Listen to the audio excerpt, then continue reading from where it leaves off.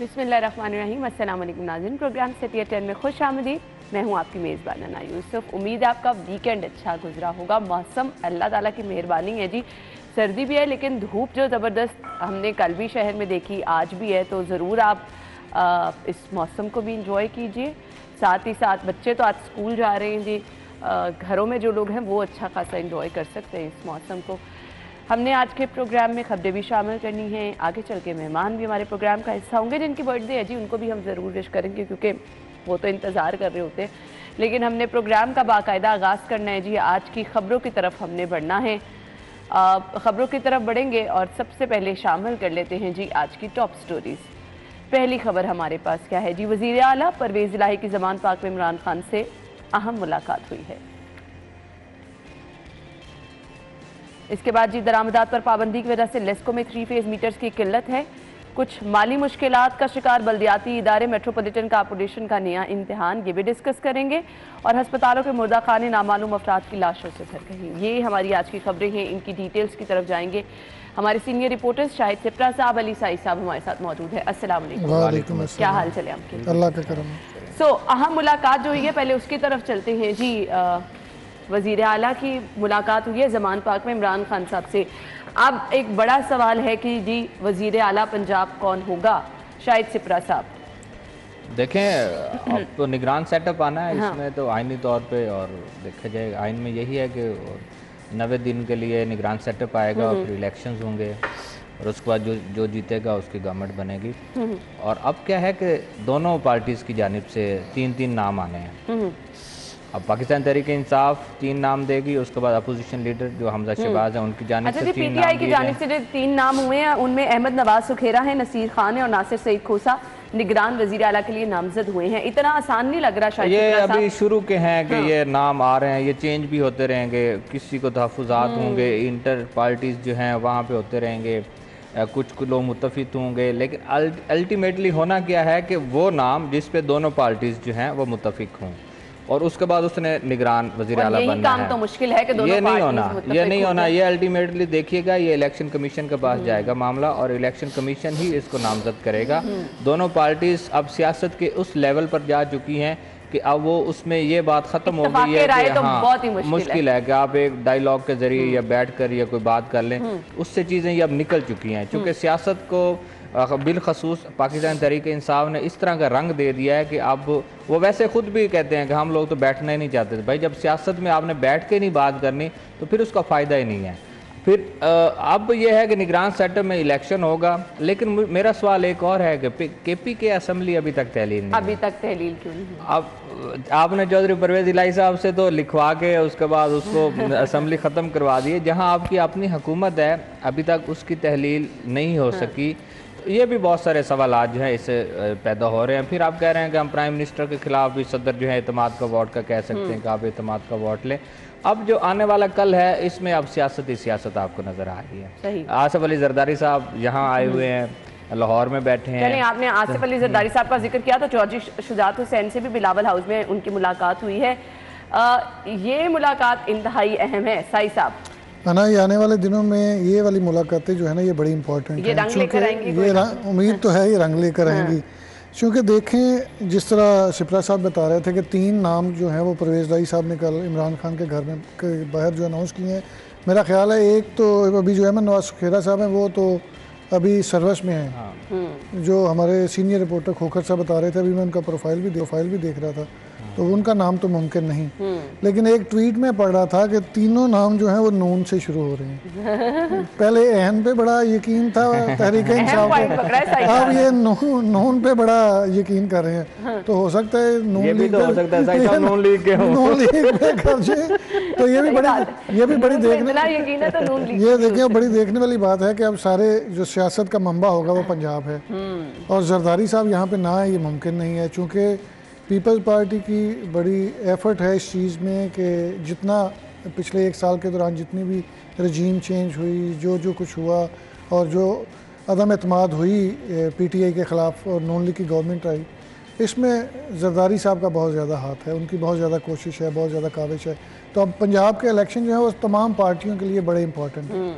हर बंदे का फोकस जो है वो पंजाब पे है। लेकिन सवाल ये पैदा होता है ना कि जो आपका टाइम है उसके अंदर ये तमाम मामला शायद सिपरा साहब हल हो जाएंगे, इत्तफाक राय नहीं होगा तो फिर मामला तो डिले होता चला जाएगा। देखिए ये आईनी प्रोसेस है, इसको मुकम्मल होना ही है। मैंने जिस तरह पहले बताया कि अगर ये पार्टीज मुतफिक नहीं होंगी तो अल्टीमेटली इलेक्शन कमीशन जो है उसके पास है वो ये कर देंगे निगरान सेटअप। लेकिन हो अगर ये खुद करें तो मेरे ख्याल में इलेक्शन के बाद जो धांधली हो गई, हार गए जीत गए और इनका अपना है और उनका वो रखा हुआ है, तो इस तरह की जो बातें हैं उनसे हम निकल जाएंगे। ये निगरान सेटअप का तो जिस तरह नाम से जाहिर है कि उन्होंने सिर्फ इलेक्शन करवाना है, अदरवाइज कोई अख्तियार नहीं। सिपरा एक नाम पे इत्तेफाक राय तो तब होगा जब दोनों पार्टी के कोई सरबराहान कोई बंदे इकट्ठे होकर बैठेंगे, कोई नाम सामने रखा है। यहाँ पे कोई बैठने को तैयार नहीं। खान साहब कहते हैं हर बंदा चोर है, डाकू है।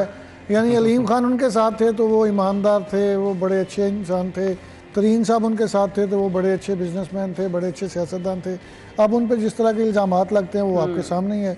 और फिर अफसोस की बात यह है कि जो बंदा पीटीआई के साथ है वो ठीक है, जो दूसरी पार्टी में किसी में भी चला गया वो बड़ा गलत आदमी है। उसका करैक्टर भी ठीक नहीं है, उसका सियासी कैरियर भी ठीक नहीं है, वो चोर है, वो डाकू है, वो लुटेरा है। तो इस सिचुएशन में वो कैसे बात कर रहे हैं आप? यहाँ पीटीआई के खिलाफ कोई सहाफ़ी बैठ के बात कर दे तो उसको भी आप किताब दे देते हैं सोशल मीडिया पे नीचे ऐसे और अब तो मोनस लाई भी जो है वो छोटे से इमरान खान बने हुए हैं। वो अपने आप को पता नहीं, आपने रेत की ट्राली से लेके गुलबर्ग के प्लाजे सड़कें हर चीज़ बेची है और आप ट्विटर पे इस तरह वो बने होते हैं जैसे पता नहीं बड़े इंटेलेक्चुअल हैं और बड़े ईमानदार हैं। आपने तो गुजरात का चप्पा चप्पा भेज दिया। सबको थोड़ा सा इंतजार करना पड़ेगा कि पंजाब का कमान जो है वो किसके हाथ में जाती है, थोड़ा सा इंतजार होगा। लेकिन अच्छा जी, पेट्रोलियम मसनूआत की कीमतों की हम बात कर लेते हैं। आवाम के लिए अच्छी खबर ये है क्योंकि अब आवाम शायद सिपरा साहब इंतजार कर रहे थे कि शायद ये बैक गियर लगना शुरू है तो कीमत और नीचे आएगी, लेकिन यहाँ पे भी स्टे किया, इस पे भी अल्लाह का शुक्र करना चाहिए। हाँ देखें, स्टेबल हो जाना भी बड़ी बात है। अदरवाइज जिस तरह हम लोगों पे शराइत आयद की गई हैं और जिस तरह हमें फंसाया गया है उसमें पेट्रोलियम मसनूआत की कीमतों को बढ़ना है। लेकिन इसमें विफाकी हुकूमत अगर इसमें इस्तेहकाम ला रही है और रोक रही है तो इसका क्या मतलब कुछ फ़ायदा देने जा रही है, लेकिन इसको कम होना चाहिए। हाँ। जिस तरह इसाक डार साहब आए थे और उन्होंने जब वज़ीर ख़जाना का ओहदा संभाला था और उन्होंने जिस तरह ऐलान किया था कि डॉलर को नीचे लाया जाएगा और जब डॉलर नीचे आएगा तो ये ऑटोमेटिकली ये जो चीज़ें हैं ये ऑटोमेटिकली नीचे आ जाएंगी। इसलिए मेरे ख्याल में अगर इसमें इस्तेहकाम भी आ जाए तो लोग अब यहाँ पर खामोश हैं, लेकिन अब अगर इसको बढ़ाया गया तो फिर वही कहराम होगा। महंगाई की ऐसी सूरत हाल है कि हर बंदा मुतासिर है, चाहे गरीब आदमी है, मतवसत तबका है, तनख्वाहदार तबका है। जो एक क्लास है उनका तो मैं कुछ कह नहीं सकता, वो एक एलीट क्लास है, उनको तो है ही नहीं मसला, उनको परेशान है जिनको पेट्रोल ही फ्री मिल जाता है वो भी है ना। फिर वो है ना, चीज़ें कीमतें बढ़ती हैं तो उनके कारोबार में इस तरह मुनाफा बढ़ जाता है, फ़ायदा होता है। लेकिन जो सियासी लिहाज से भी देखा जाए तो अगर कीमतें बढ़ाएंगे तो नून लीग के लिए खराबी है क्योंकि और कमान इनके हाथ में है, चूँकि बिजली की कीमतें, पेट्रोल की कीमतें, जो इस तरह की जितनी मसनूआत हैं वो सारी वफाकी गवर्नमेंट के हाथ में है। तो अगर यहाँ पे किसी जगह पे महंगाई की जाती है, कीमतें बढ़ाई जाती हैं तो इनका वोट बैंक खराब होगा। लेकिन चले खुशाइंद है कि अभी तक तो ये कीमतें एक जगह पे बरकरार हैं। आने वाले वक्त में क्या होगा ये भी कुछ कहना कबल वक्त होगा। 3 फेज मीटर्स की किल्लत की हमने बात करनी है, ब्रेक लेंगे, अगली खबर की तरफ आएंगे, हमारे साथ ही रहेंगे।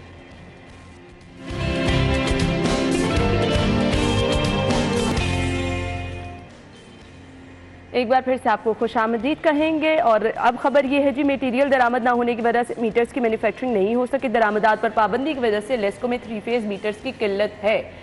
अब जिन लोगों ने मीटर लगवाने हैं ऑल्टरनेट क्या है और कब तक ये पाबंदी जो है ख़त्म हो जाएगी? दरामदात में जो इशू आ रहा है, शायद सिपरा साहब देखें, ये तो विफाक का मसला है कब इंपोर्ट पर पाबंदी ख़त्म की जाती है, लेकिन उससे जो साइड इफ़ेक्ट्स हैं वो बहुत सारे इदारे हो रहे हैं। आपकी जिस तरह इंडस्ट्री तो हुई है, लेकिन अब वो इंडस्ट्री होने के बाद अब क्या है कि आपके जो दीगर महकमे हैं जिनसे बराह रास्त कंज्यूमर वाबस्ता हैं वो भी मुतासिर होना शुरू हो गए हैं। लाहौर इलेक्ट्रिक सप्लाई कंपनी के बाद 3 फेज मीटर्स की पहले ही किल्लत थी। साबिक दौर में जो बोर्ड ऑफ डायरेक्टर्स बनाए गए थे उन्होंने कोई ख़रीदारी करने की इजाज़त ही नहीं दी थी और वो क्योंकि अरबों रुपए करोड़ों रुपए की ख़रीदारी करना होती है लेस्को को, तो उसकी बुनियाद पर वो दस्तखत करने से भी डरते थे क्योंकि पाकिस्तान तहरीक इंसाफ का वो बोर्ड ऑफ डायरेक्टर्स था। अब चले गए, अब नए आ गए, उन्होंने ख़रीदारी की इजाज़त दी, बोर्ड ऑफ डायरेक्टर्स ने अप्रूवल भी दी है। अब क्या है कि 3 फेज मीटर को जिस मीटर साज कंपनी ने बनाना है उसने कुछ ऐसा मटेरियल है जो इंपोर्ट करना है।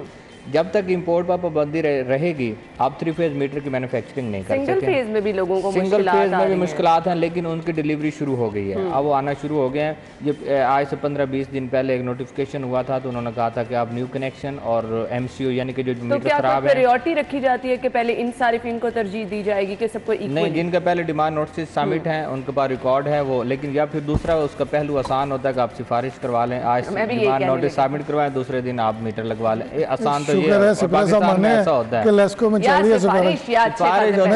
नहीं तो पुलिस सही साहब आपकी कंप्लेंट भी मैं ही दर्ज करवाता हूँ, तो वो लोग आते हैं और करके जाते हैं। सही साहब को तो पता ही है इस सिस्टम का। अब बात रही, मुझे तो बहुत पता है, मुझे तो इस हद तक पता है कि मैंने सिपरा साहब की सिफारिश करवाई कि हमें बिजली चोरी करने का कहा जा रहा है। अच्छा, वाह। सिपरा साहब जाके फिर उन्होंने कहा कि कोई खुदा का खौफ है, कोई मामला थोड़ा नीचे रखें, हम मंथली नहीं दे रहे थे किसी चीज़ में, तो वो कहते थे कि हमें मंथली दें, आप बिजली चोरी। अंदाजा इस हद तक मामला ख़राब है। और इससे तो यही लग रहा है, जो खबर है सिपरा साहब की खबर है कि औसत बिल भिजवाने का सिलसिला जारी है। फ़र्ज़ करें किसी मीटर पे जो पिछले साल किसी इंडस्ट्री में चल रहा था, इस साल वो इंडस्ट्री ख़त्म हो गई, तो उसी तरह बिल आएगा जो पिछले तरह आएगा और आप ही रहे। ये तो फिर ज़्यादती है शायद ना, ये 3 फेज मीटर आपकी छोटी इंडस्ट्री में इस्तेमाल होता है, उसके बाद जो कमर्शियल कंज्यूमर है उसमें भी इस्तेमाल होता है, आपका डोमेस्टिक सेक्टर में 10 मरले या कनाल का जो घर है उसमें इस्तेमाल होता है। ज़्यादातर इसकी खपत जो है आपके इस कमर्शियल इंडस्ट्रियल सेक्टर में है। अब मुझे बताएं कि एक इंडस्ट्री है या एक कमर्शियल प्लाजा या कोई दुकान है, वो इफ़ेक्ट हुई, वो बंद हो गई, आप कंप्यूटर ने जब आपने उसको डिफेक्टिव कोड लगा दिया, यानी कि CP90 में वो नंबर चला गया कि ये मीटर ख़राब है, इसकी आपकी रीडिंग विजिबल नहीं है या रीडिंग नज़र नहीं आ रही या उसका डिस्प्ले वॉश हो गया या कोई और भी मसला हो गया जिसकी बुनियाद पर उसको डिफेक्टिव दे दिया, उसका बिल आपको आना है एवरेज, उसको एवरेज बिल ऑटोमेटिकली आ जाना। अच्छा, फिर एक बिल पर नहीं ना होता, अब क्या होता है, साई साहब जिस तरह जिक्र कर रहे हैं इस तरह की बहुत सारी मिसालें हैं। आप एवरेज भी चार्ज हो जाएगा, साथ में आप ब्रेकअप के नाम पे कुछ यूनिट्स भी चार्ज कर लेंगे। सब डिवीजन खुद भी भेजेगी कुछ यूनिट चार्ज करके कि ये मीटर ख़राब था लिहाजा हम इनको एक्स्ट्रा यूनिट चार्ज, उसके बाद आपका इनका जो बिलिंग का सिस्टम है वो ऑटोमेटिकली भी साल की एवरेज उठाएगा। और फिर तीसरा क्या होगा, जब नया मीटर लग जाएगा, यही मीटर जब डाउनलोडिंग के लिए लेबॉर्ट्री जाएगा, जब लेबॉर्ट्री रिपोर्ट आएगी उसमें जो यूनिट्स निकलेंगे वो भी चार्ज कर लेंगे। अंदाजा करें तो मुझे बताएं कि कंज्यूमर कहाँ पर स्टैंड करेगा। इसलिए आप नेपरा रूल्स को देखें कि CP90 का या ख़राब मीटर को तब्दील करना कंपनी की जिम्मेदारी है और ये मुफ्त जो है इसको तब्दील किया जाता है। कभी हुआ हमारे यहाँ रेट्स मुकर्रर हैं, नहीं हुआ ना, मैं उसी तरफ आ रहा हूँ। हमारे यहाँ रेट्स मुकर्रर हैं कि आपने 3 फेज मीटर अगर कमर्शियल इंडस्ट्रियल अगर ख़राब हुआ चेंज करवाना 35 से 40 हज़ार रुपया रिश्वत देंगे तो आपका मीटर चेंज हो जाएगा। आजकल क्योंकि शॉर्टेज है यही रेट हो सकता है 60-70 हज़ार तक चला गया हो। जैसे पुलिस के CRO डाटा में आ जाता है ना, किसी बंदे का नाम चोरी में, कोई मामूली वारदात में, वो जब भी कोई मोबाइल स्नैचिंग होती है उसी बंदे को उठा कर ले आते हैं। आओ भाई बताओ किस तरह। इसी तरह सिपरा साहब बताना चाह रहे हैं कि इनके नहीं, ये तो फिर जहमत बन गए ना सीधा सीधा सारिफीन के लिए। अगर किसी का मीटर चोरी हो गया है, किसी का मीटर खराब हो गया है, उसको तो जान के लाले पड़ गए, एवरेज बिल आना शुरू हो गया है। ये तो बड़ी ज्यादती क्या है कि आने वाले कल में कोई नज़दीक नज़र भी नहीं आ रहा कि आपका 3 फेज मीटर बन के आ जाएगा। वो लोग जिन्होंने डिमांड नोटिस सबमिट करवा रहे हैं वो अब इंतज़ार कर रहे हैं, जिनके लोगों को CP90 का कोड लग गया डिफेक्टिव वो अभी इंतज़ार कर रहे हैं। उनको एक तो वो डिमांड नोटिस न्यू कनेक्शन उनको नहीं मिला, दूसरा वो लोग जिन्होंने अपने मीटर्स को तब्दील करवाना है अब वो लाइन में है।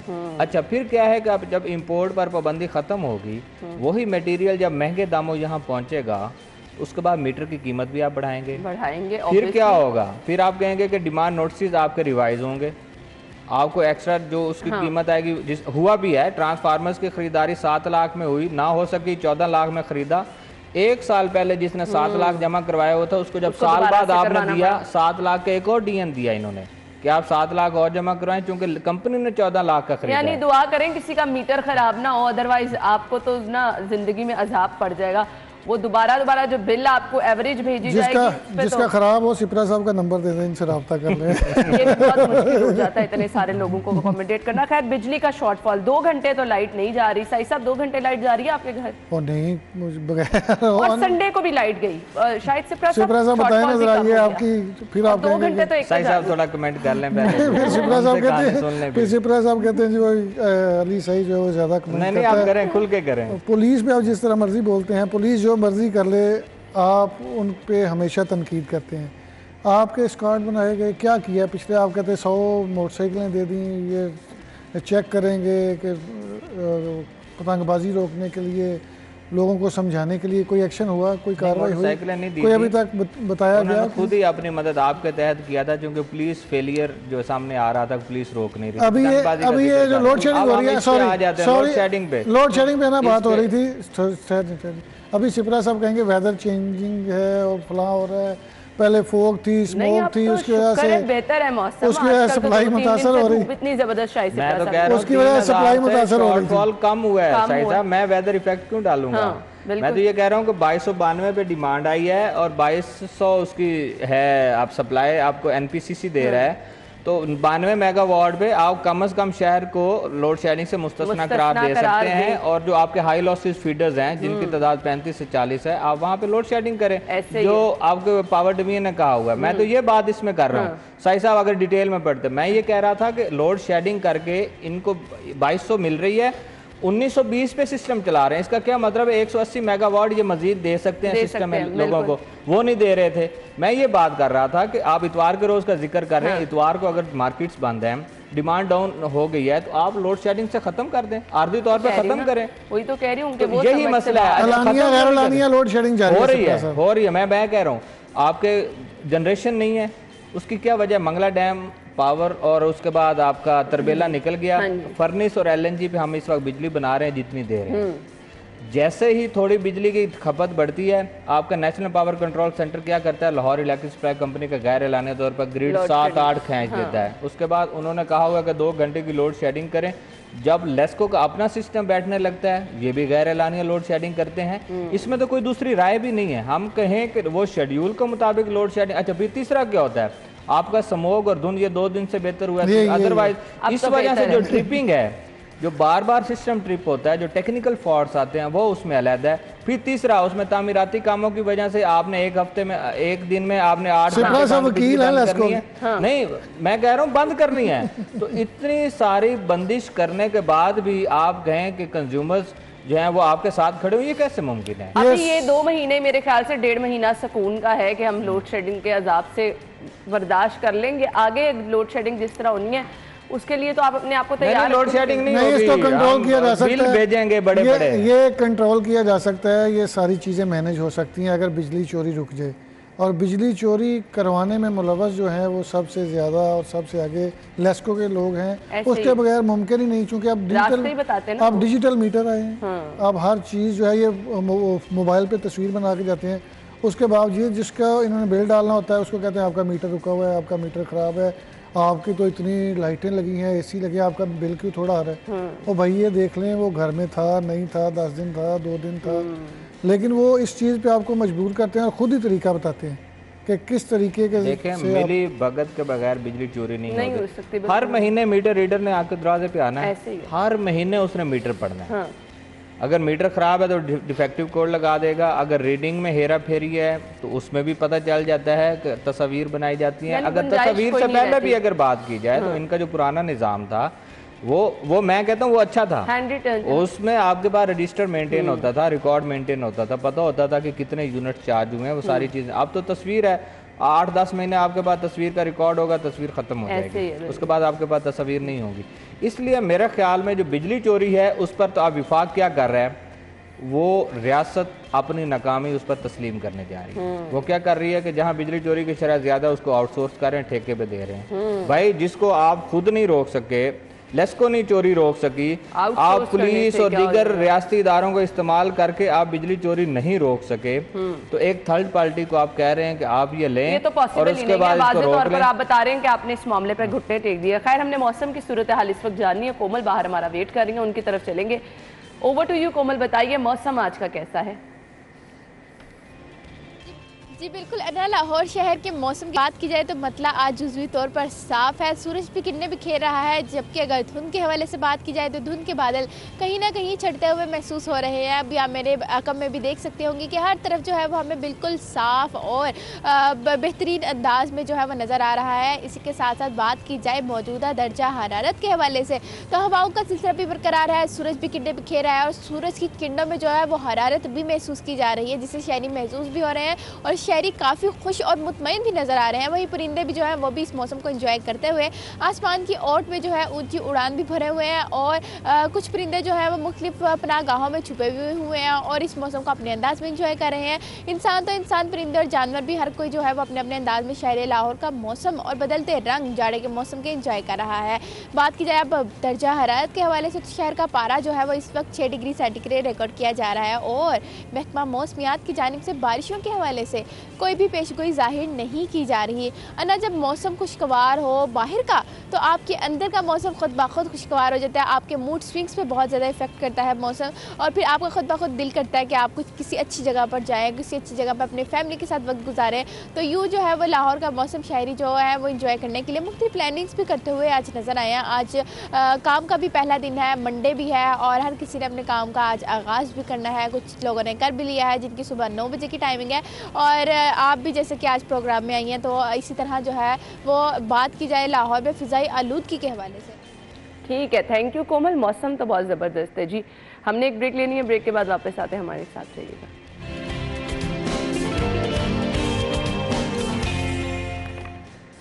एक बार फिर से खुश आमदीद करेंगे। खबर ये है जी, 20 सड़कों की ब्यूटिफिकेशन का प्लान तैयार किया गया है। बिलबोर्ड्स और बैनर्स हटाने के अहकामात जारी किए गए हैं। कमिश्नर मोहम्मद आमिर जान ने इब्तदाई तौर पर 20 शाहराहों की तजावुजात, फ्लैक्स, बैनर्स मलबा फरी करार देने के अहकामात जारी किए। अफसरान को ऑपरेशन की खुद निगरानी की हिदायत की है। बहुत बड़ा ये शहर का मसला है, वॉल चॉकिंग बहुत बड़ा मसला है। ये सिलसिले ना हल हुए तो आपका शहर खूबसूरत नजर नहीं आएगा। ये 20 सड़कों की ब्यूटिफिकेशन है। शायद सिप्रा साहब देखिए, मुझे याद है कि ये तो बहुत पुराना साल से चलता आ रहा है ब्यूटिफिकेशन। लाहौर प्रोजेक्ट, सोना लाहौर प्रोजेक्ट, पता नहीं कौन कौन से प्रोजेक्ट शुरू किए शहर में। आपको फॉर द टाइम बीइंग एक आधी जगह पे नजर आता है, फिर कुछ नहीं होता। हर जगह पे आपको इमारतों पे लगे होर्डिंग्स भी नजर आएंगे, ऐसे ही है, बिलबोर्ड्स भी नजर आएंगे, आप फ्लेक्सिस भी लगी नज़र आएंगी। हर जगह पे ऐसा है और फिर एक अचानक से मीटिंग कर देना और फिर कहना कि लाहौर को खूबसूरत बना रहे हैं। एक मॉल रोड को असल हालत में बरकरार रखना था, वो काम नहीं हो सका। फिर क्या मतलब 2-3 साल पहले 4 मॉडल्स रोड इन्होंने डिक्लेयर किए थे। एक वो इलामा इकबाल रोड था, माल रोड था, फिरोजपुर रोड था, जेल रोड। अच्छा, उसमें देखने में ये आया कि वक्ती तौर पर जब करोड़ों के फंड जाते हैं उसको उनमें थोड़ा बहुत जो है माल किया जाता है।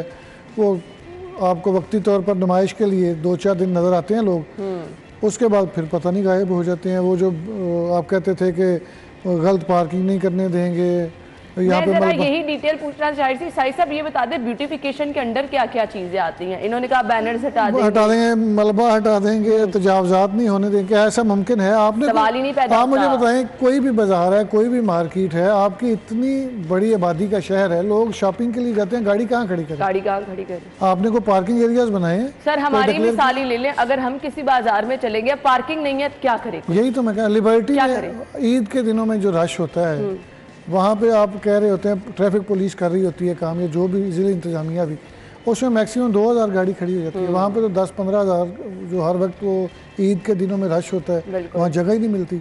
आपने कोई पार्किंग के या तो है ना, पहले सारे इंतजाम मुकम्मल कर लिए हैं जी। ये 10-15 रोड जो हैं इनको डिक्लेयर कर रहे हैं ब्यूटिफिकेशन के लिए, वहाँ पे आप सहूलियत तमाम दें। उसके बाद आप कहें जी कि हम ये एक्शन लेंगे, फिर तो बनता है। आप कोई चीज़ देते हैं नहीं, जुर्माने आप करते हैं। आप 2-4 करोड़ रुपया लगा के माल रोड की जो हालत है वो पुराने असल माल रोड के लिए बहाल करने की कोशिश करते हैं, उसके बाद आपके लोग उसको खराब करने में ऐसे ही है। कमिश्नर साहब ने 20 का फिगर कुछ ज्यादा दे दिया। 2-3 शाहराहों की बात कर लेते, हम फिर समझते कि शायद कुछ हो जाएगा। एक ले लें पहले, उसको मॉडल बना लें। कह रही हूँ 20 तो बहुत ही ज्यादा हो गई। देखें, एक माल रोड की बात हो रही है ना, माल रोड को ले लें सिर्फ, उस पे आपके आसारे कदीबा की और वो आप पुरानी अमारात आप उसको नजर आती हैं, उसको असल हालत में बरकरार, उसको सिर्फ असल हालत में लेकर आ जाएं तो वही आपके देखें दाखिली रास्ते पे भी आप जिसने भी लाहौर में एंटर होना है, उधर से आना है तो वो आपकी माल रोड से आएगा और उसके बाद जहाँ भी उसने जाना वहाँ गुजर जाएगा। अब वो भी नहीं कर पा रहे। अब क्या है, इसका क्या मतलब है कि कुछ ऐसे अनासिर यहाँ पे हैं जो रजिस्ट करते हैं आपकी गवर्नमेंट को, आपके रियासती इदारों को, जो ये नहीं करने देते। और वो कौन लोग होते हैं? जिनके साथ आपकी सियासी वाबस्तगियां होती हैं। आपके सियासी लोग, सियासी सर, शख्सियत यहाँ आपको कुछ फिरोजपुर नहीं रोड कर पे रहे। चिल्ड्रन हॉस्पिटल के सामने जाएं, वो जो रास्ता बताने के लिए बड़े बड़े बोर्ड आवेज है, उसके ऊपर आपने पकड़ के सारे अपने सियासी इश्तहारात लगाए हैं। बिल्कुल लगा देते हैं। और अना, ये तो रोड्स की बात करें आप, जो आपके जो तारीखी विरसे हैं, आप शाही किले चले जाएं, उसकी आप हालत देखें कि आपके वहाँ बहुत सारे फॉरनर्स आते हैं और वहाँ पे आपको नशई इस तरह मिलते हैं जैसे वो बनाए इसीलिए गए। वहाँ पे कहाँ ज़िली इंतज़ामिया कहाँ पे है, वहाँ पे पुलिस कहाँ पे है, और क्या किया जा सकता है इस पर। और ये बातों की हद तक है, फंड्स आएंगे, लोग फंड्स खा जाएंगे, उसके बाद ये है कि 20 सड़कों की ब्यूटिफिकेशन पे लगा दी हैं, 2-4 सड़कों पे कुछ ना कुछ हल्का फुल्का कर देंगे, बाकी सारा उसकी तस्वीर बन जाएंगे और वो हम मीडिया पे चला देंगे कि जी काम का आगाज हो गया। उसके बाद जी अल्लाह हाफिज़। बहुत बहुत शुक्रिया आप लोगों के वक्त के लिए, थैंक यू सो मच। नाज़रीन, ब्रेक होगी, हेडलाइंस होंगी, फिर हम वापस शो में आएंगे, आप हमारे साथ ही रहिए।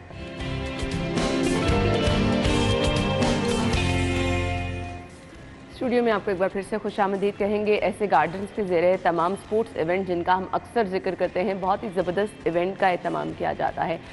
सो ऐसे गार्डन एक बार फिर इस ज़बरदस्त इवेंट को लेकर चल रहा है। इसकी तमाम डिटेल्स हमने आपके साथ आज के शो में डिस्कस करनी है। हमारे साथ बाबा राजा साहब मौजूद है, चेयरमैन एग्री टूरिज्म है, और इसके साथ साथ इमरान खान साहब ने ज्वाइन किया है, डायरेक्टर मार्केटिंग ऐसे गार्डन है। अपने मेहमानों को वेलकम कहेंगे। अस्सलाम वालेकुम, क्या हाल चाल है? अच्छा जी, बाबा राजा साहब, आपसे हम आगाज़ कर लेते हैं। ऐसे गार्डन का हमेशा खासा रहा है, इस इवेंट को आगे लेके चलता है। इस दफ़ा ये इवेंट कब होने जा रहा है, क्या क्या इस इवेंट की खुसूसियात होंगी? ये जी हमारा Pakistan mix martial arts federation के चार्टर पे ऐसे ग्रुप के ताउन से जो नेशनल फाइटिंग टूर्नामेंट होता है, उसका ये तीसरे साल का आगाज़ कर दिया गया।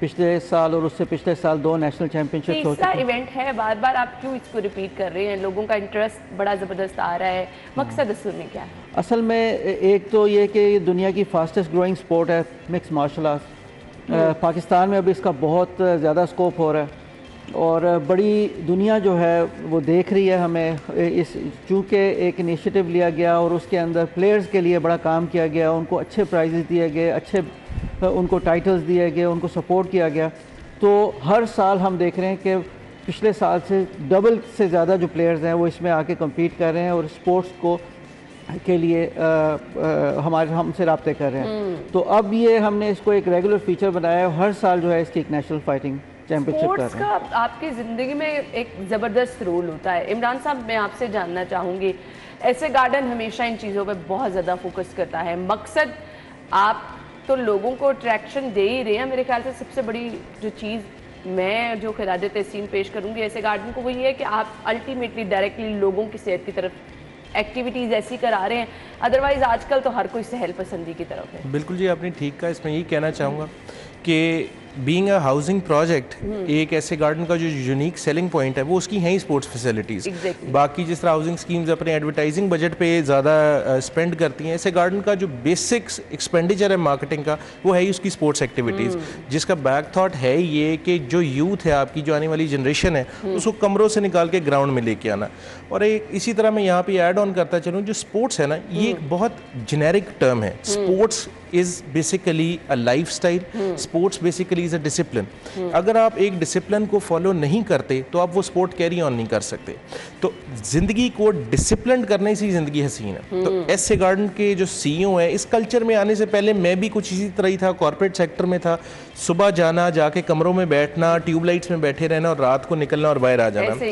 तो बिलीव यू में कि जी जब से इस ग्रुप में आए हैं, इस कल्चर को अडॉप्ट किया है, तो ज़िंदगी आगे से ज़्यादा बेहतर हो गई है, ज़्यादा फ्रेश फील करते हैं। तो सिमिलरली जब यही चीज़ हमारे जो लीडरान हैं वो अपनी उसमें यूथ में, अपनी टीम्स में, अपने रहने वालों में डालते हैं, तो बड़ी खुशी होती है। आई मस्ट से कि ये बहुत अच्छा काम है जो आप लोग कर रहे हैं। और हम वो आप अपनी यूथ को बाहर लेके आए, स्पोर्ट्स के मैदान अपने हरे भरे करें, इससे ज़्यादा क्या है, आपके हॉस्पिटल्स में बोझ खुद ब खुद कम होने शुरू हो जाएगा।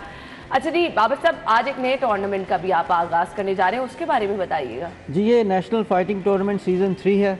बेसिकली मिक्स मार्शल आर्ट्स के बारे में थोड़ा सा बता दूं, इसके अंदर 2 किस्म के मार्शल आर्ट्स होते हैं। एक प्रो लेवल पे होता है, प्रोफेशनल लेवल पे, एक होता है एमेच्योर लेवल पे। पाकिस्तान में अभी तक एमेच्योर पे इस तरह काम नहीं हो रहा था, तो हमने एक फेडरेशन फॉर्म की और उसके अंडर में हमने नेशनल लेवल पे जो एमेच्योर लेवल है, जो बच्चे जिनको हमने तैयार करना है, जिन्होंने आगे प्रोफेशनल लेवल पे जाके पाकिस्तान का नाम रोशन करना है, हमने उस पे काम शुरू किया।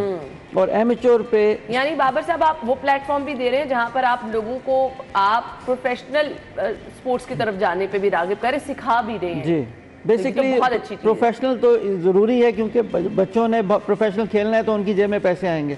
लेकिन हम शुक्रगुजार हैं ऐसे गार्डन के कि उन्होंने एमेच्योर पे बच्चों को पैसे देना शुरू किया। उनके घर से उनके जो इनिशियल जो ग्रास रूट लेवल पे जब बच्चा ऊपर आता है तो वो इतना ज़्यादा स्ट्रांग होता है कि वो जब भी प्रोफेशनल लेवल पे जाता है तो पाकिस्तान को कहीं पे भी ऐसा नहीं लगता। यानी ये मोटिवेशन भी आप लोगों को दे रहे हैं, खास तौर पर बच्चों को, कि आप एक ट्रैक्शन भी है, आप एक्टिव भी रहेंगे और इमरान साहब मोटिवेट भी रहेंगे। बिल्कुल ऐसा ही है, बिल्कुल सही। अच्छा जी, अब मुझे ये बता दीजिएगा इसके अलावा कौन कौन से इवेंट्स हो रहे हैं, वो लोग जो कि इस इवेंट का हिस्सा बनने जा रहे हैं, ओपन इन्विटेशन है सब लोगों के लिए? एक तो फाइटर्स के लिए ओपन इन्विटेशन है, उन्होंने रजिस्ट्रेशन करनी है, PMMAF.org ये हमारी वेबसाइट है, इस पे ओपन रजिस्ट्रेशन हो रही है। तमाम किस्म के फाइटर्स जितने भी हैं या जो भी स्पोर्ट में आना चाहते हैं, पहले हम उनके 2-2 महीने के कैंप्स लगा रहे हैं, उनको सिखा रहे हैं और फिर उनको कंपटीशन भी दे रहे हैं। तो एक तो ये है। उसके अलावा साथ साथ जो स्पोर्ट्स अदरवाइज हैं, आपने देखा ही है, टेंट पैकिंग हो गया, स्नूकर हो गया, फुटबॉल हो गया, टेनिस हो गया, इन सब पे काम हो रहा है और बड़े नेशनल लेवल पे माशाल्लाह हम चले गए। स्नूकर में हमारे 2 प्लेयर्स जिन पे हमने अच्छा, मुझे ये बड़ा अच्छा आइडिया लगा है, क्योंकि हमारे यहाँ हमने सिर्फ अपने बचपन से ही क्रिकेट का बोलबाला सुने। सो इमरान साहब, ये बाकी स्पोर्ट्स को भी आप आगे लेकर आ रहे हैं, बेसिकली इसका आइडिया क्या है? देखिए जी, यहाँ मैं बताता चलूँ कि जब भी हम बचपन से देखते आ रहे हैं कि बड़ी डिफरेंट किस्म की स्पोर्ट्स पूरी दुनिया में खेली जाती हैं। फॉर इंस्टेंस हम ओलंपिक्स देखते हैं, ओलंपिक्स के अंदर हमेशा हम देखते हैं कि पाकिस्तानी प्लेयर्स जाते हैं। अभी मैं जेवलिन थ्रो की बात करूँ तो यही चीज़ का एक फुकदान था कि हमसे एंडिंग नहीं होती, हमारे पास वो टेक्निक्स नहीं है जो इंटरनेशनल स्पोर्ट्स में अडॉप्ट की जाती हैं। तो यहाँ जहाँ पे ऐसे गार्डन रोल प्ले कर रहा है, specially with the collaboration of agri tourism अबर राजा साहब, अब हम इंटरनेशनल प्लेयर्स को इन डोमेस्टिक एकेडमीज़ का हिस्सा बना रहे हैं। फॉर इंस्टेंस अभी NFT भी जो हमारा लास्ट हुआ है, इसके अंदर भी हमने इंटरनेशनल प्लेयर्स को दावत दी कि वो आएँ और वो हमारे लोकल फाइटर से फाइट करें, सो दैट जब वो इंटरनेशनल एक्सपोजर में जाएँ तो वो कंफ्यूज ना हो और उनको वो टेक्निक्स, वो ट्रिक ऑफ ट्रेड्स पता हो कि how they gonna handle that game और वो उस प्रेशर को किस तरह लेंगे। तो इसमें मैं यही ऐड ऑन करूंगा कि चाहे वो टेंट पैकिंग थी, अभी रिसेंटली हमने साउथ अफ्रीका से एक बड़ी ज़बरदस्त कोच को इनवाइट किया हुआ था, शी वाज फीमेल, और उन्होंने फीमेल्स की इतनी अच्छी कोचिंग की। तो ये जो डोमेस्टिक एकेडमी को ट्रेंड करना है on the international level standards, क्योंकि हम एज अ कॉम बड़े इमोशनली अटैच्ड हैं विद स्पोर्ट्स। तो जब वो फिनिश नहीं मिलता और हमें वो चीज़ नहीं एंड अप होती ना, तो हम लोग काफ़ी उस चीज़ को दिल पे लेते हैं। तो इस चीज़ को बेहतर करने के लिए, एक फिनिश को बेहतर तरीके से एंड अप करने के लिए अब हम इंशाल्लाह इंटरनेशनल प्लेयर्स भी ला रहे हैं, और इसी तरह ये NFT 3 में भी इंशाल्लाह आपको काफ़ी इंटरनेशनल प्लेयर्स भी देखने को मिलेंगे। बहुत अच्छा हो जाएगा हमारे मुल्क के लिए। अभी एक अपडेट आप तक पहुंचानी है। पंजाब का निगरान वजीर आला कौन होगा, बहुत बड़ा सवाल है, जिसके लिए मुशावरती इजलास हुआ है। वजीर आजम शहबाज शरीफ की जेर सदारत मुशावरती इजलास तलब कर लिया गया है। आपको अहम खबर दे रहे हैं, पंजाब का निगरान वजीर आला मुस्लिम लीग नून की आला क़यादत मॉडल टाउन पहुंचना शुरू हो गई है। फसीउल्लाह ने ज्वाइन किया है, अपडेट कीजिएगा, क्या कोई नाम भी सामने आए जिन पर गौर किया जा रहा है? जी बिल्कुल, पंजाब का वज़ीर आला कौन होगा जो निगरान सेटअप में है, इसी हवाले से मुशावरत जो है उसका आगाज़ कर दिया गया। और आज वज़ीर आज़म मियाँ शहबाज शरीफ ने तमाम जो सीनियर कायदीन हैं उनका मुशावरती इजलास मॉडल टाउन अपनी रिहाइशगाह पर तलब कर लिया, और इस इजलास में शिरकत के लिए जो मरकजी कायदीन हैं उनकी आमद का सिलसिला जारी है। ख्वाजा साद रफ़ीक, आज़म नज़ीर तारड़ समेत दीगर जो है वो यहाँ पर पहुँच चुके हैं। इसके अलावा दीगर जो सीनियर रहनुमा हैं वो भी इस इजलास में शिरकत करेंगे। और मुमकिन तौर पर आज ये भी कहा जा रहा है कि साबिक सदर आसिफ अली जरदारी जो कि लाहौर में क़याम पज़ीर है, उनसे भी वज़ीर आज़म शहबाज शरीफ की मुलाकात जो है वो मतवक्के है, और उसमें मशावरत की जाएगी कि किन नामों को जो है वो सेलेक्ट किया जाए निगरान वज़ीर आला के लिए, और इसी हवाले से मुशावरत का अमल जो है वो जारी रहेगा। और यही भी इम्कानात है कि आज ही जो है वो 3 नामों का ऐलान जो है वज़ीर आज़म की जानिब से जो है वो किया जाएगा, जो तजवीज़ मुख्तलिफ जो इत्तेहादियों उनसे मुलाकात के बाद आएगी। इसके अलावा जो दीगर सीनियर कायदीन है उनसे मुशावरत के बाद जो नाम सामने आएंगे उनका जो है वो ऐलान किया जाएगा। ठीक है, बहुत शुक्रिया। ये तो अहम मामला है और इस पर मुशावरती इजलास जो है वो शुरू हो चुका है। अब हमने गुफ्तगू का सिलसिला आगे बढ़ाना है। हमारे मेहमान हमारे साथ मौजूद हैं। बाबर साहब से मैं जानना चाहूँगी, स्पोर्ट्स के ही इसमें इवेंट हो रहे हैं कि इसके अलावा भी लोगों की अट्रैक्शन के लिए कुछ रखा गया है? बेसिकली तो जो नेशनल फाइटिंग टूर्नामेंट है, दिस इज़ ये सिर्फ मिक्स मार्शल आर्ट्स को फोकस कर रहा है और उस पे काम कर रहा है, ग्रास रूट लेवल पे काम कर रहा है। लेकिन ये कि जितने भी डिफरेंट मार्शल आर्ट्स की तकरीबन 20 से ज़्यादा ऐसी फेडरेशन है जो पाकिस्तान में काम कर रही हैं, जो ताइक्वांडो और दूसरे जितने वो सारे के सारे लेकिन इसके साथ जुड़ रहे हैं और इस गेम को बड़े से बड़ा करते जा रहे हैं हर साल। इस साल हमें ये तीसरा साल है, तो लोगों का फीडबैक कैसा है? हर साल क्या लोगों की तादाद बढ़ रही है? पिछले साल तादाद डबल हुई और अभी हमने रजिस्ट्रेशन खोले हुए 2 दिन हुए हैं, तो हमारी पिछले साल जितनी तादाद पूरी होगी, 600 के करीब हमारा फाइटर पूरा हो चुका है। तो ये एक बहुत अच्छी चीज़ है। मिक्स मार्शल आर्ट्स का जो मुझे फ़ायदा हुआ वो ये होता है कि इसमें आपको जो बच्चा है वो हारना भी सीख जाता है। अगर जीत के तो वो तो अच्छी बात है, लेकिन अगर हार के जीत की तरफ आपने जाना है, ये ज़िंदगी के हर शोबे में इसकी ज़रूरत पड़ती है। आपने बिल्कुल सही कहा। तो उसके लिए हमारे छोटे से छोटे बच्चे उसमें ट्रेंड हो रहे हैं, ये बहुत अच्छी बात एक तो है, नई चीज़। इनामात वगैरह भी रखे जाते होंगे इमरान साहब, वो बताइएगा। हौसला अफजाई के लिए जो लोग जीतते हैं उनको इनामात भी दिए जाते हैं। मैं यहाँ ये बताता चलूँ जी, जब आप इन फाइटर्स को लड़ते हुए देखते हैं, स्पेशली NFT के हवाले से, तो मेरे ख्याल से कोई भी इनाम उनके जज्बे को, उनके हौसले की वो नहीं कर सकता पासदारी के जी ये इनाम दे के शायद वो हो जाएगा। लेकिन स्टिल बीइंग ऐसे ग्रुप ने क्योंकि हर दफ़ा अपना किरदार अदा किया है, तो जितना बन पाता है और जिस हिसाब से होता है, ऐसे गार्डन ज़रूर हर लेवल पे, जिस तरह भी बाबर भाई ने भी बताया कि मेच्योर लेवल पे भी ऐसे गार्डन्स ने ये कदम ले लिया है कि लोगों को सपोर्ट करे। तो सिमिलरली इसी तरह हमने डाउन द लेन अपनी टीम्स भी फॉर्म की हैं, जिनके अंदर न्यूट्रिशनिस्ट हायर किए हैं जो उनको खुराक से रिलेटेड भी आगाही दे रहे हैं। सिमिलरली हम उनको in form of cash money दे के इनको सपोर्ट करें। तो in every possible way we are trying to convince them and we are trying to support them कि be the part of this game, so that आपको कल को regret ना हो कि यार मैं एक स्पोर्ट्स मैन था and I ended up nowhere. बिल्कुल बाबर साहब, बड़ी कामयाबी से सफर जारी है, तो फ्यूचर में क्या और भी गेम्स इसमें शामिल करने का प्लान है और बड़ा इवेंट इससे करेंगे आप क्या? देखिए, इसको बढ़ाते जाएंगे। इसके अंदर हम प्रोफेशनल सर्किट भी लेके आ रहे हैं। हमारा 5 मार्च को हमारा इरादा है पहला इंटरनेशनल जो प्रोफेशनल फाइट्स हैं वो कराने का। इसके साथ साथ तकरीबन 3 ऐसी लीग्स हैं जो हम प्रोफेशनल लीग भी इसके अंदर डालेंगे। तो ये एमेच्योर और प्रोफेशनल मिल के मिक्स मार्शल आर्ट्स को इंशाल्लाह बहुत तरक्की देगा। और इसके फ़रोग के लिए आप काम तो कर रहे हैं। मैं ऐसे गार्डन के बारे में जानना चाहूँगी, इन स्पोर्ट्स एक्टिविटीज़ को आगे लेके चलना, नौजवानों को मुतहरिक करना, एक प्लेटफॉर्म देना, मकसद तो यही है कि आप नौजवानों को बाहर लेकर आएँ।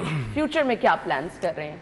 देखिए जी, फ्यूचर में मैं आपको 3-4 जो सबसे बड़ी बातें बताऊं, क्योंकि ऐसे gardens being the housing scheme हमेशा एक ट्रेंड सेटर की हैसियत रखता रहा। सबसे पहले इसने अपने अंदर मोटर स्पोर्ट्स पे बहुत काम किया और एक 44 एकड़ पे रेस ट्रैक का इनाग्रेशन की, जिसमें CEO का विजन ये था कि यार लोग सड़क पे जान देते हैं मोटर स्पोर्ट्स करते हुए, तो जगह बिल्कुल why not to give them a place जहां वो आए और एक सिक्योर एनवायरनमेंट में आके अपने स्किल सेट को इन्हांस करें, जिसके अंदर हमारे काफ़ी ड्रिफ्टर्स गए जिन्होंने इंटरनेशनली अपने आप लोहा मनवाया, जिसमें तलहा का मैं नाम लेना ज़रूर चाहूँगा। ये इंटरनेशनली लड़का गया, ऐसे गार्डन्स की सरजमीन पे इसने अपनी ट्रेनिंग की, मलेशिया में, ओमान में पाकिस्तान को जाके रिप्रेजेंट करके आया। सिमिलरली मूविंग फॉरवर्ड जी, इस वक्त हम जो एक और चीज़ करने जा रहे हैं वो हम एक ऑक्टागन स्पोर्ट्स कॉम्प्लेक्स का इनाग्रेशन करने जा रहे हैं। ये क्या चीज़ है जी? ये बेसिकली ओलंपिक साइज़ हर चीज़ को इसके अंदर मद्देनज़र रखा गया है, चाहे वो स्विमिंग पूल की फैसिलिटीज़ हैं, चाहे वो उसके अंदर बास्केटबॉल कोर्ट्स हैं, तो हर किस्म की स्पोर्ट के ऊपर वर्किंग की जा रही है। पहले ये हो रहा था कि जी प्लेयर्स को इंसेंटिव दे के मोटिवेट किया जा रहा था, अब और बेहतर स्पोर्ट्स फैसिलिटीज़ भी दी जा रही हैं ताकि वो आएँ, अपने मुल्क का नाम रोशन कर सकें। और काफ़ी ऐसी मोटिवेशंस आने वाली यूथ के लिए बने कि यार जो आप लोगों का फ्यूचर सिर्फ कमरों में नहीं है, आप लोग बाहर निकलें, एक डिसिप्लिन लाइफ जिएँ और वो जो तमाम आप ज़िंदगी की आप में बुराइयां इंडल्ज होती जा रही हैं उनसे दूर होके एक डिसिप्लिन लाइफ जिएं और अपने मुल्क का नाम रोशन कर सकें। आपने सही कहा बाबर साहब, जो लोग पार्टिसिपेट कर रहे हैं वो तो आएंगे, क्या देखने के लिए भी लोग आ सकते हैं? कुछ इवेंट के बारे में बताइएगा, लोकेशन क्या होगी, लोग टाइमिंग्स क्या होंगी, कब आ सकते हैं? देखिए, ये होता है कि ये पहले तो ये तमाम सूबों में इसके क्वालिफाइंग राउंड्स होते हैं, तो हर सूबे में जो हमारी एसोसिएशन है वहाँ उनके सेरे तमाम एक इवेंट क्रिएट किया जाता है जिसके अंदर हर एक को इजाज़त होती है। वो स्टेडियम्स में होते हैं, वो हॉल्स में होते हैं और हर कोई आके देख सकता है। उसके बाद जब ये स्टेज आती है क्वार्टर फाइनल और सेमीफाइनल और फाइनल्स तक, वो हमारे ऐसे गार्डन्स के अंदर होते हैं। ऐसे गार्डन्स के अंदर हमारे अपनी स्पोर्ट्स की जो फैसिलिटीज़ हैं, मार्कीज़ हैं, थिएटर्स हैं, वो इतने ज़्यादा हैं कि हमें किसी और लोकेशन की ज़रूरत नहीं पड़ती। और वहाँ पर इसके ये तमाम जो एंडिंग स्टेज है वो वहाँ होगी, और हर किसी को ओपन दावत है, आए देखें, और पाकिस्तान का जो ये नया स्पोर्ट उभर के आ रहा है इसको सपोर्ट करें। बिल्कुल, आपने सही कहा। इमरान साहब, मैसेज क्या देना चाहेंगे देखने वालों को? कि जी अगेन मैसेज यही देना चाहूँगा, फ़र्स्ट ऑफ़ ऑल तो ये कि जी स्पोर्ट्स के ऊपर जितनी वर्किंग की जा रही है, मैं और भी जितनी इस तरह के लोग हैं जो मुगैर हजरात हैं जो कि कैपेसिटी रखते हैं, वो भी स्पोर्ट्स में आगे बढ़ चढ़ के हैं, और इसी तरह ही स्पोर्ट्समैन्स को आगे प्रमोट करें, फैसिलिटेट करें, सो दैट वो ना सिर्फ मुल्की लेवल पे एज ए नेशन बेहतर करें, बल्कि इंटरनेशनली भी आपकी ये सॉफ्टवेयर पिक्चर या ये जो आपका सॉफ्टवेयर इमेज है ये इंटरनेशनली भी जाए। ये तो बहुत मेरा यही अच्छी पैगाम चीज़ है, है और जी। मेरे ख्याल से इस वक्त हमें इस चीज़ की बहुत ज़रूरत भी है। बाबर साहब, क्या मैसेज देना चाहेंगे? बस सेम मैसेज है। मैं देख रहा हूँ, मैं स्पोर्ट्स फ्रेंड्स के साथ चूँकि डायरेक्ट राब्ते में रहता हूँ, जहाँ हमारा कहीं बाहर का इंटरनेशनल टूर्नामेंट आता है, हमारा स्पोर्ट्समैन स्पॉन्सरशिप के लिए परेशान होता है। जिस तरह ऐसे ग्रुप आगे आया है, बहुत बड़ी बड़ी हाउसिंग स्टेट्स हैं जो इन स्पोर्ट्समैन को ओन कर सकती हैं, इनको सपोर्ट कर सकती हैं। आएँ, इससे अच्छी काम कोई नहीं और इससे अच्छी मार्केटिंग कोई नहीं। बिल्कुल, बहुत अच्छा आपका सॉफ्ट इमेज जो है वो बाहर लेके जाए। सॉफ्ट इमेज भी, और आपके मुल्क का टैलेंट जब बाहर जाएगा तो ऑब्वियसली आपके मुल्क का नाम रोशन होगा। थैंक यू सो मच, बहुत बहुत शुक्रिया and good luck for the event. बहुत बहुत शुक्रिया आप लोगों के वक्त के लिए। नाज़रीन, हमने लेनी है एक ब्रेक, ज्वाइन करेंगे आपको ब्रेक के बाद।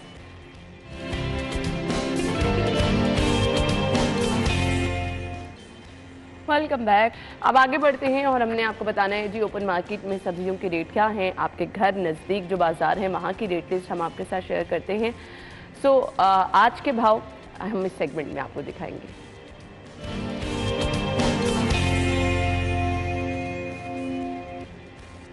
हाफिज़ दिलावर जी इस वक्त ओपन मार्केट में मौजूद हैं, आज की रेट लिस्ट शेयर करेंगे। जी हाफिज़ दिलावर। ये ना बिल्कुल सब्जी मंडियों में सब्जियों की कीमतों में उतार चढ़ाव का सिलसिला जारी है, जबकि सरकारी रेट लिस्ट और बाजार में फ़रोख्त होने वाली सब्जियों की कीमतों में जो फ़र्क है वो बरकरार है। सबसे पहले प्याज की बात की जाए तो 235 रुपये सरकारी रेट लिस्ट के मुताबिक, जबकि बाजार में 255 रुपये प्याज जो है फ़रोख्त हो रहा है। टमाटर की अगर बात की जाए तो 60 रुपये सरकारी रेट लिस्ट के मुताबिक, जबकि बाजार में 80 रुपये टमाटर जो है फ़रोख्त हो रहा है। इसके बाद लहसन की अगर बात की जाए तो 350 रुपये सरकारी रेट लिस्ट के मुताबिक, जबकि बाजार में 380 रुपये लहसन जो है फ़रोख्त हो रहा है। अदरक की अगर बात की जाए तो 405 रुपये सरकारी रेट लिस्ट के मुताबिक, जबकि बाज़ार में 450 रुपये अदरक जो है फ़रोख्त हो रहा है। सब्ज़ मिर्च की अगर बात की जाए तो 120 रुपये सरकारी रेट लिस्ट के मुताबिक, जबकि बाज़ार में 130 रुपये सब्ज़ मिर्च जो है फ़रोख्त हो रही है। इसके बाद आलू की अगर बात की जाए तो 31 रुपये सरकारी रेट लिस्ट के मुताबिक, जबकि बाज़ार में 40 रुपये तक आलू जो हैं फ़रोख्त हो रहे हैं। इसके साथ शलजम की अगर बात की जाए तो 28 रुपये सरकारी रेट लिस्ट के मुताबिक, जबकि बाज़ार में 33 रुपये शलजम जो है फ़रोख्त हो रहा है।